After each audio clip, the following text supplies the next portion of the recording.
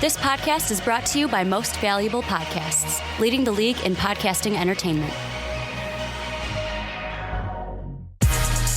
Welcome, ladies and gentlemen, boys and girls, children of all ages. This is the Fast Break Podcast. I am Sean Anderson. Alongside me is Ricky Widmer. Hey, guys. And Dave Oster. How's it going? And today we're talking Chad reaction, or Chard Ford Mock Draft 5.0 reaction. We have Jimmy Butler being traded to the Celtics. Will he be traded? Should he be traded? And we're talking Los Angeles Lakers drama, D'Angelo Russell versus Swaggy P. Who's in the wrong, and how will this affect both of their future? But we were gonna do the podcast. We were gonna get it ready going at 1 p.m., but we waited. We were dicking around, and then I'm glad we waited because Chad Ford dropped his mock draft, just 5.0. Chad Ford dropped just his right into our laps. And we were looking for a draft topic. We were like, all right, what can we do? What can we do? And we were really struggling. We had no idea what it was gonna do because I think we have an idea for next week, but it's more. It's because of the Final Four games. I mean, every other tournament game, it's like, okay, we've at least had one round to talk about. Yeah. And it's like now it's like Final Fours on Saturday,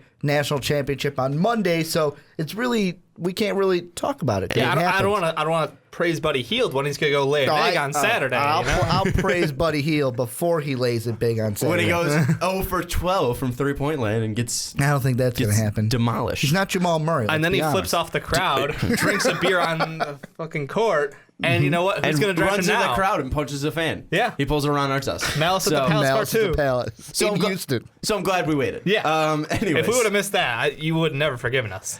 There's not been a lot of changes in Chad Ford 5.0 mock Early draft. on, there hasn't been a lot of changes, but as you go deeper, there are. Which is interesting because other people do have some changes at the top of their draft board, notably SI. And there's been some people who actually haven't had changes at the top of their mock draft, like me. And some people are actually changing their mock draft to make Brandon Ingram the number one pick. Guess who's been having that as their number one pick since January, motherfuckers? It's been me. I don't know. Some smart guy would assume would know Brandon Ingram's a better prospect. I bet he's really sexy looking too. Anyways, Ben Simmons is still going number one in Chad Ford mock draft, and I see why. I mean, I think Ben Simmons has the higher ceiling. I think Ben Simmons will be the better prospect, but it's more he fits better with the Sixers, and it's just I don't see with the Sixers having Saric overseas and they have Jaleel or Ja down low. I don't see Ben Simmons fitting in there, and also the 76ers have Nerlens Noel, Joel Embiid, all these guys that really it's hard to see. Where if you draft Brandon Ingram, you're going to get a guy who's basically very similar to Kevin Durant, and he has a position. He doesn't have any competition there. But I see if you're taking best player available, you'll take Ben Simmons. Yeah, I mean Ben Simmons. We talked about that Sixers lack of a true point guard. They have McConnell out there, but let's be honest, Ben Simmons could come in and play that point forward role. But I'm reading right now Chad Ford, like his little description of Ben Simmons. He kind of contradicts himself because he says that, Brandon Ingram would be the better fit, and there are concerns on a team without an alpha that Simmons' laid-back demeanor might not be the fire that the franchise needs. That's I true. look at that and go, then why fucking have him go to the Sixers? Because he's such a good prospect. Like you just said, we're going to take Ben Simmons. But this guy would be better, and, Ben Simmons might not fit that alpha role we need. Well, he's not. He doesn't have that fire.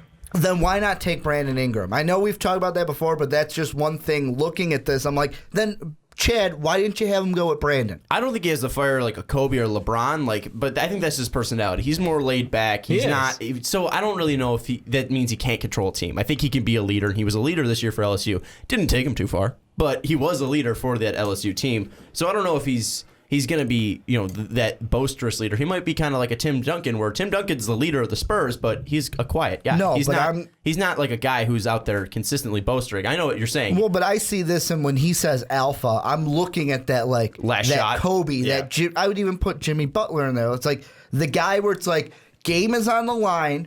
Who do I want taking the final shot? Oh, that's right. It's this guy. And I mean, if you really need that on your team, and you're saying, hey, this other guy, Brandon Ingram, fits your team better, then why not go with that guy? Well, let's be honest. The Sixers have a while before they're worried about making that last shot to win a game. They got to just win games in general, and this will do a whole lot more for their team. It gives them a whole lot more balance as far as that team goes, both offensively and defensively. Ben Simmons helps out more as far as defense, and he gets the ball moving. Brandon Ingram will knock down shots, period. That's what he's fantastic at. Like you said, it's the Kevin Durant comparison. But what you need with Ben Simmons is people around him, and they've got bigs down low. So now, once they pick him up, if they get another guard, they'll be in really good shape. But a thing with Ben Simmons also taking less shot, he doesn't have a 15-foot jumper or beyond. He hasn't developed that yet. Yeah, I don't think he even has the ability to take the shot, whether his personality develops that. Then he has Lakers going with Brandon Ingram. I mean, that's just they're 1 and 2. There's no debate there. They're going to be flipped when it's all said and done, because Lakers are probably going to get the number 1, Sixers will get the number 2. Well, I think it's two extremes. The Lakers are going to get a pick, or they're just, it's going to be the 76ers pick. Oh, no, the Lakers they're either going to be top 3 or they're not going to be top 3. Ricky's draft lottery conspiracy. Lakers are getting Kobe left, here's Ben Simmons. Yeah, that's what's going to happen. I see, I don't know about here's Ben Simmons, because, Brandon Ingram's a pretty good constellation. Yeah, here. but I think the Lakers would take Ben Simmons, and then boom, the Sixers get the guy who's a better fit. Main point is these two are going 1-2 no matter what, because I see it's kind of it's a pretty big drop off, because you can have a guy like a Buddy Hield who is already ready for the NBA, but he's not going to grow, he's not going to develop with your team, or you have a guy with Jamal Murray who has a lot to grow but has shown great flashes.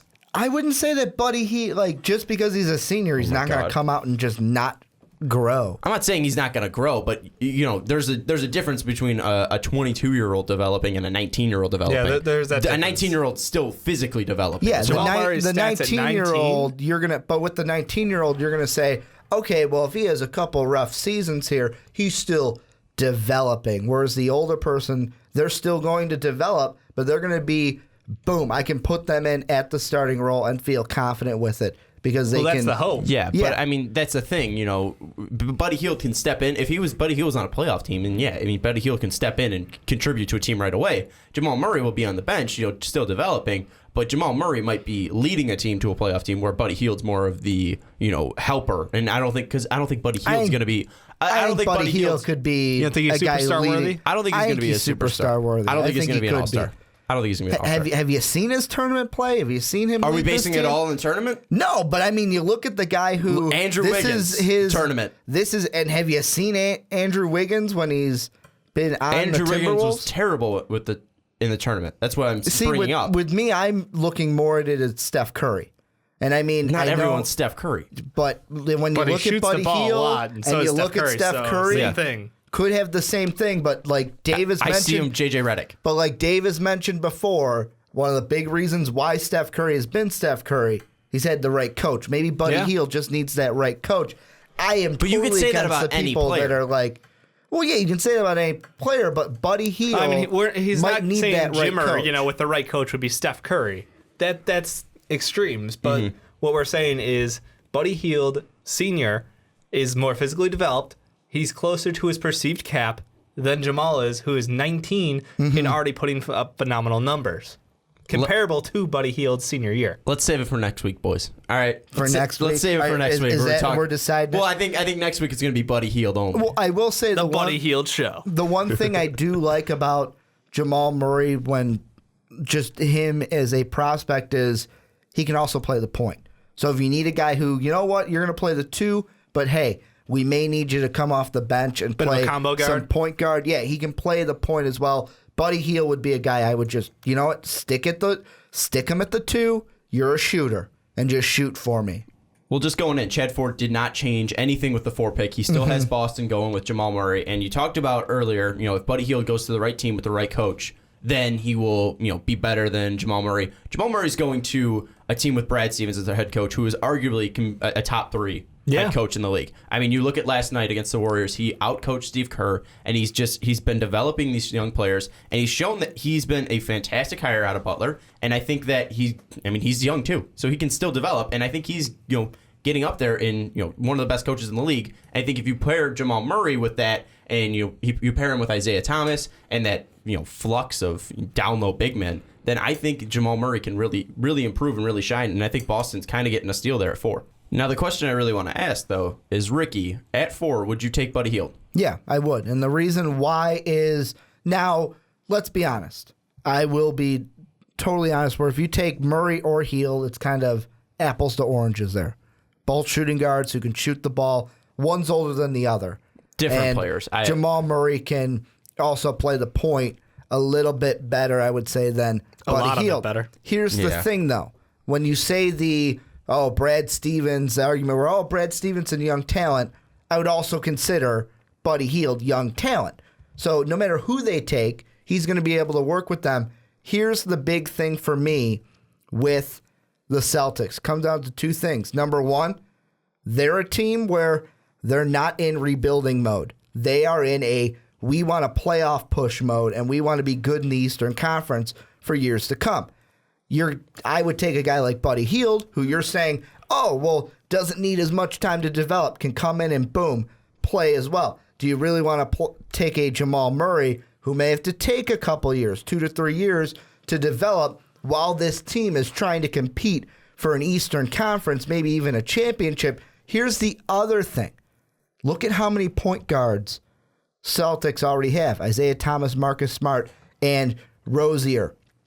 Because of that, I'd rather add a guy who can just specifically go, boom, shooting guard with Avery Bradley and Evan Turner. Rozier I don't think he's going to be getting minutes at all, so I don't really know. That's a lot. Okay, Isaiah and Marcus Smart, unless they trade him. Marcus Smart trade. Marcus Smart is your sixth man. Yeah, he's your sixth man. He's your defense off the bench because he really can't shoot at all. So, I mean, if you have Marcus Smart playing and you have Jamal Murray playing, then that goes up with the lack of offense that, Marcus Smart brings, because Marcus Smart has basically been a defensive player so far. Yeah, Jamal he can slash in the lane, but that's about it. Jamal Murray can be your offense when you play the second rotation. We could also do the same thing with Buddy Hield, because the main thing is Evan Turner, contract up at the end of the year.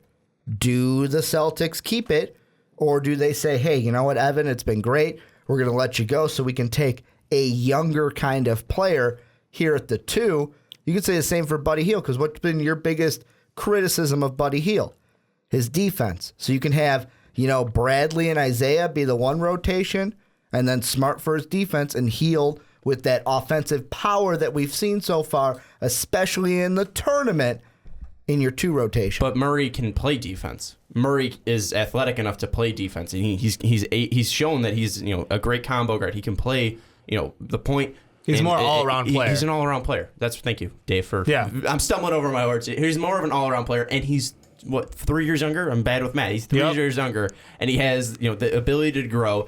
And that team's young too. They're competing for an Eastern Conference championship. But I feel if you take Murray, then you just you widen that window there, because then if Isaiah Thomas leaves, then Jamal Murray can be your starting point guard. You can keep Avery Bradley around if he's still around, or Marcus Smart, who's Murray and Smart have been playing together. Then you have that you have that chemistry there going for basically as long as you keep those 2. I'm on the other side of it. If you're sitting there as the Celtics saying, you know what, I'm fine conceding to Toronto and Cleveland and maybe Miami for the next couple of years. You honestly think Buddy Hield makes that team that much better? Because you're saying this team makes them as good as Cleveland picking Buddy Hield. I'm saying Buddy Hield makes them better more immediately than taking Jamal Murray.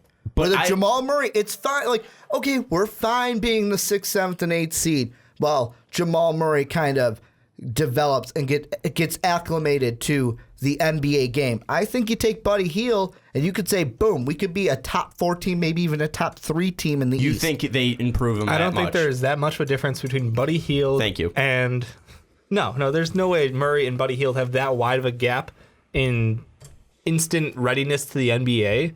No, I think Buddy Hield is a fantastic shooter. I think Murray is a pretty good shooter. I don't think there's going to be that much of a learning curve for him. I think that just means that he has a higher potential cap. His top end is much higher than Buddy Hield's, because we've seen this explosion from Buddy Hield through his college career, jumping up from a below average shooter his freshman year, just pure volume, to where he is now. And I think that's great. Not just that. He was in his sophomore freshman year, he was shooting the ball from like the complete right side of his head. Now he's kind of developed it and shot the ball with the right technique. So do we want to give him a medal for shooting wrong for the first 15 years of his life, or what? No, I'm just saying we've seen that development. That's why a Buddy Hield stayed in school and why he is a senior. So you haven't seen development at all from Jamal Murray, which is basically saying that he's going to get better. So you're getting the base of Jamal Murray, who's averaging 20 points per game and shooting 40%. I'm saying it's going to take a couple of years. It's going to take a couple of years, for him to impact the team. Like you're saying he will, and he probably will, where Buddy Hield, he's right there right now. Boom. You can compete in the playoffs with him coming off the bench. Because let's be honest, Buddy Hield's not going to come in. Jamal Murray's not going to come in and start for this team. Well, you're saying that drafting Buddy Hield makes him a top three pick. Yeah, it adds that offense. Jamal Murray, he's not going to be starting. He's going to be on the bench. It adds offense off the bench, which is it's important in this league. That's the only thing the Celtics are lacking is offense off the bench. Well, unless you want him to take a big man at the fucking 4 pick. Well, I'm just saying, like, you're saying that just drafting Buddy Hield to be offense off the bench is going to make them a top 3 team in the Eastern Conference. I'm saying it could make them a contender. It could make them a contender. They're already a contender. Let's just get this right. They're already a contender. Okay, a better contender. Like right now, they're sitting at the 6. The difference, they're a half game. Like 3 through 6 are all so close. But if you want that offense, to me, right now, to say, hey, we need to compete with the Raptors and the Cavaliers potentially, you go with Buddy Hield. With me, Jamal Murray, if you're fine waiting a couple years, then fine, draft Murray. Clearly, you're both wrong. RG Hunter is going to come out of nowhere and just crap on them, one way or the other. Obviously, you're wrong because it's RJ Hunter, not RG Hunter. I said J. You said G. Anyways, Buddy Hield at 6 to New Orleans. Just go quickly because you've been ranting about Buddy Hield. Why will? Because that's where Chad Ford has him. We'll just take that as that's going to be the NBA draft.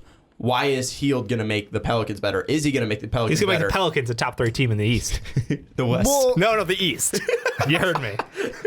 The Pelicans can either go with one of two things here. Depends on what they do with free agency. It's Eric Gordon or Ryan Anderson. Which one's going to leave? And, Chad Ford mentions Eric Gordon as the free agent this summer, kind of trading a Buddy Hield younger for an Eric Gordon. To me, I think that, even if Murray on the board would be a nice pick, I think the Pelicans, though, go with a kind of stretch 4 player to play with Anthony Davis. However, they can go, like I said, either or, shooting guard or a power forward. Davis has been able to stretch the floor, though, but I know what you're trying to say there. And plus, we want to know how Anthony Davis can return to injury. Or if they want Anthony Davis to play the 4, if they let Ryan Anderson walk, it can give them the flexibility of, do we want to go with a center? Does a guy like Jakob Poeltl kind of climb? I know Chad Ford has him at 10. Jakob Poeltl's a guy that I know me and Sean have liked in the past, but it really, for the Pelicans, they have some kind of flexibility. They can either go 2 guard or a shooter, just a pure shooter, or they can go with anybody down low. Well, let's get away from Hield now. Looking at just this whole mock draft, what pick just stands out to you and screams, that's a great pick, that's the pick that this team needs, or that you just think this player is way far down and his value is like super underrated, that a team that's kind of like, a sleeper or a steal there? Do I need to say it? Tyler Ulis to the Bulls. Thank you. What? Chad Ford. I thought the Bulls needed 3 more power forwards. At least 3 power forwards. Fuck SI. Fuck NBA draft net. You've consistently said that you like Denzel, and Denzel goes after the Bulls pick there. I do like. Well, question. This kind of leads into the next topic we're going to have on the podcast. Do I have Jimmy Butler or not? Yes, you have this. You have then Ulis. So team as is today. If I have Jimmy Butler, fuck you, Derrick Rose. I'm going with Tyler Ulis. If I don't have Butler, I'm going with Denzel and having Rose Denzel. But it's not like Tyler Ulis is going to step in day one. No. He's going to be an off the bench player. But again, for the Bulls, that 6-man point guard year after year has succeeded, and we've seen them play extremely well because they do get a little bit more time than most teams' point guards off the bench. But also, I mean, look at the history of the Bulls point guards who are backups. I mean, Nate Robinson, Aaron Brooks, small point guards, and they've all been effective. So extremely, I think Ulis is kind of a perfect fit. And look at Isaiah Thomas. If you even keep, Isaiah Thomas is obviously what we hope Ulis could be, but. No. Yeah, I mean, he's 5'9". It's tough to say that a guy 5'9" can really make a difference, but looking at his game, there hasn't been really. He was the best player on that Kentucky team this year. He carried. And that's saying where Jamal Murray, who I was basically going to jump over the table and fight Ricky over, Buddy Hield versus Jamal Murray. The thing about, and this is the last thing I'm going to say about Jamal, is he had a great season. Like, you keep bringing up whenever you talk about Jamal, his season stats. Had a great season. The thing that with Jamal that's his red flag is his 2 tournament games, he kind of disappeared from 3, especially that game against Indiana, which was a bigger opponent than Stony Brook. Again, though, that's 2 games. Yeah, I know. But games. I'm just saying, what do you remember? Usually when you have something, anything, the beginning and the end, in those last 2 games, it's like, whoa, what happened here? Fair enough. Dave, who's your steal, or what pick do you really like just for a team and their needs, or what guy just fell? I mean, let's be honest. You know me. You know where we went to I know what's tourney coming. games. I know so what's coming. It's definitely Sabonis. I think he is a fantastic talent down low. Absolutely physical. Like, I've never seen in person like college basketball tournament play, and watching him play down low was an absolute joy. And yeah, guys were all over him. Didn't matter. He still walked away with, like, how many boards was that? 19? 16. 16. 19 and 16. Yeah. 19 and 16, something like that. I mean, absolutely ridiculous player in the post. And he brings a grittiness and a toughness to that level that the Nuggets really need. I think the steal for me is probably 16 for Utah. I think Denzel going 16 can be a huge steal because he's smart. I think he's the better senior than Buddy Hield, to be honest with you. He can do more than Buddy Hield. He can do more than Buddy. He's more diverse. He can basically do anything. He's a better passer than Buddy. He's not a better shooter than Buddy. He's not a better scorer, but he can play defense. I just think that Denzel has an unlimited role, but when you look at Buddy's limited to a shooter and a scorer, where it's really hard to see him do anything else and step out of that comfort zone. Trust me, he's really good at that one. He's but let's great be honest, at that one great thing. At this point in the NBA, at the 2-guard position, there's not a ton of great scores. And that's something that is highly valued in the NBA. You need a guy who you can just put in and get points, because there's a lot of these tweeners, okay, maybe he can be, a point guard, shooting guard, or even a small forward in Denzel's case. But you know what? He doesn't excel at one thing across the board. He's okay at a lot of things, or he's good at a lot of things. I don't want to say okay, that's undermining him. But he's good at a lot of things, but he's not great. So he brings you a quality player. But at the same time, it's not going to be a guy who's going to change the franchise. He's not a guy you can build around. He's a great filler. No, but a team with Utah, though, I don't think you need a great player, because you have Gordon Hayward, you have Rudy Gobert, you have Rodney Hood, who's still developing, you have Derek Favors, who's really come onto the scene, really. You don't think? Yeah. Derek Favors, he was a top pick, but he really never didn't made that jump. I think that this team can really take a jump, and I think Denzel can be fantastic off the bench for them. And I think that's kind of that big steal for me looking at this, that a team that's going to pick Denzel Valentine that low, that's going to make them that much better, because I think he can really just shine. So here's the question: is why is he going so low? That's my thing. Is it because he's a senior? Is it because they see more cracks in his game? That poor performance in the tournament this year? I think it's what age. is it that dropped age? I don't think it's age. I think it's age and his size. I think you're bringing up the tweener, because you're not really sure where he would play. But I don't think it's really his ability to play on the court. In this mock draft, and I'm looking just at, I'm saying if this mock draft was the actual draft, the reason why I think Denzel is so low is look at 13. And you have the Suns going with Furkan, that 18-year-old out of Turkey. And one of the big reasons why I feel like Chard Ford had this done is in that last paragraph where he talks about how the Suns can afford to keep him in Turkey for a year until they figure out, what are they going to do, because they've got Knight, Bledsoe, and Booker just finding space.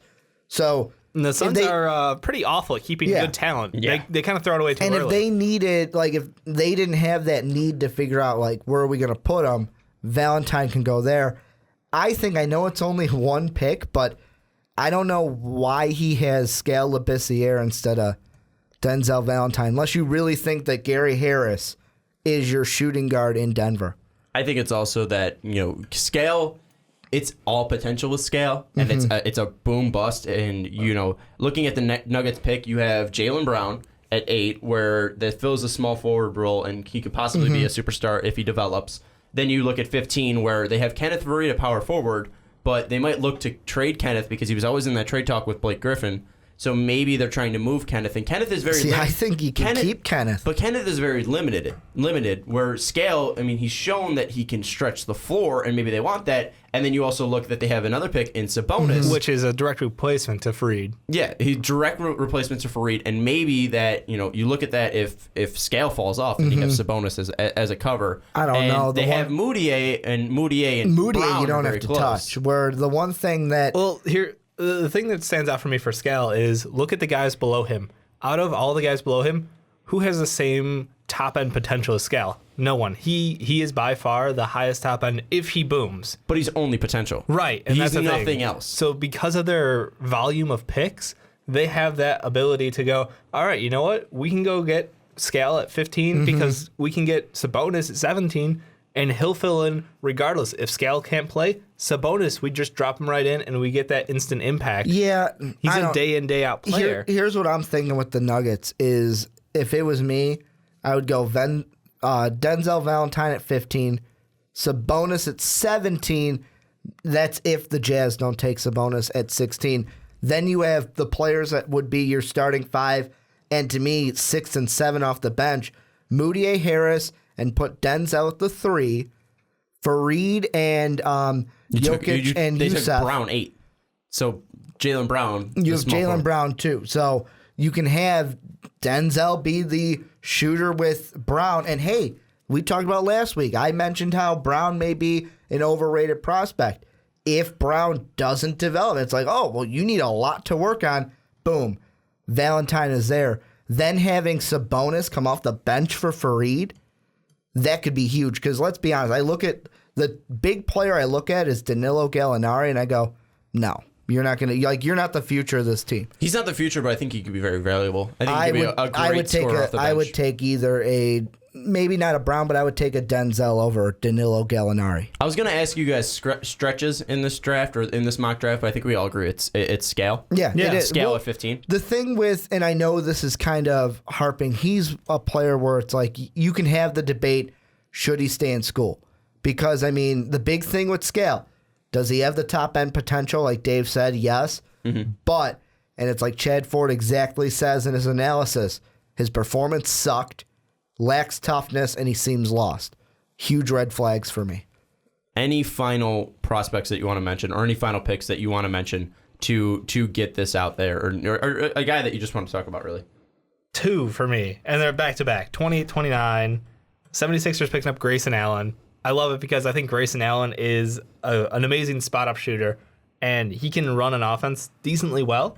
This Sixers team, I have that fear of, it's going to be, he could come in and get immediate playing time because they're a shit team, but at the same time, it's not really going to be showing like who he is or his top level because he's surrounded by such questionable talent. I mean, I know they've been filling out this team more and more, and they could have a top pick in this class, plus him, plus another. I mean, they have 3 picks in this first round, potentially. So there's a lot of question marks there, but I think he could develop into a really good player down the road. And then right behind him, the Spurs with Bentil. I think that's a smart pick. It's a Spurs pick. Like, it's a guy who hasn't done anything to make him like stand out, make him a top pick. But at the same time, you see where he could fit really well into that Spurs organization, and they could develop him to be a great key player for their team. Well, and I'm going to go off and say, I'm going to take that and say what Brandon had said on the Primetime podcast where Bentil was one of the guys Brandon said should stay in school. This is one, he shouldn't stay in school if he gets with the Spurs. Because basically, that's one of those being on impact. Being on the bench in the Spurs is basically like staying in school and developing. They don't get better around than way Pop. better players. Yeah, around like and Pop. LaMarcus Aldridge. You get company and of such. Aldridge, Tim Duncan, all these guys who know exactly what they're doing. But is Duncan going to be there next year? He could retire. Duncan will play for 44 more years. He'll be an assistant coach at worst. Yeah. I want to mention one, though, and this is also a Clipper pick at 25, DeAndre Bembry. And the reason why is dude had a nice tournament for St. Joe's. Is he a guy we can see climb? Because we haven't talked about him lately in mock drafts. Boom. Now he's here at 25. Could he be a guy where it's like his tournament performance alone helped him get into the first round? No, I don't. Maybe he sneaks in late. but I don't think he's going to jump at all. No, I'm not saying like jump to the top 10, but like right now he's at 25. Does he float up to maybe like 22, 23 when we get closer? I see the thing with Ben Bray, it's kind of like he's Jaylen Brown, but older. He really can't shoot. He has a limited game. That's the problem. Yeah, he's great driving, but he really can't do anything else. So he's basically budget JJ, or not budget. I was going to bring up something else. Yeah, I wouldn't say budget JJ Redick because he lacks a jump shot. He's kind of budget Jaylen Brown. I think he could be decent, especially on the Clippers where they kind of have a lack of a small forward, and that might be a good pick for the Clippers. But I think it's tough to say that he will rise. I just wonder if the same people that would take Jaylen Brown because he's a playmaker would do the same for Bembry because he's that same playmaker. And could be that playmaker in the NBA. We got to wrap this up. So real quick, I'm going to say Grayson Allen, I think he's budget JJ Redick, but I think with that spot in Philadelphia where you have Ben Simmons being according to this mock draft, you have Ben Simmons being able to be your point guard. You have Murray, the guard from Washington, being able to develop as your backup guard, and then Grayson Allen being out on the wing, where if Ja is down low and needs to pass out, then Grayson Allen's open, or if Simmons is driving, he can kick and dish. I think that might be a good fit for him. I still don't see him developing. Yeah, and then also, I don't know how much more there is to his game. Also, Bentel, I love that pick too. I think really it's hard to say because they used to have Sabonis going to the Spurs, and I was like, that's the best pick ever. And now I'm like, Bentel going to the Spurs, and I'm like, that's the best pick ever. It's. I think it might just because of the Spurs, but Bentil is also fantastic, and he showed that he was fantastic, and he was very similar to, or not similar to Chris Dunn. That's weird because one of them was a power forward and a guard, but they were very. They played well together. Is what I was trying to say. Yeah. They were the 1 and 2 threat for Providence. They're really the only threats for Providence this year, and they both show that they can be fantastic players.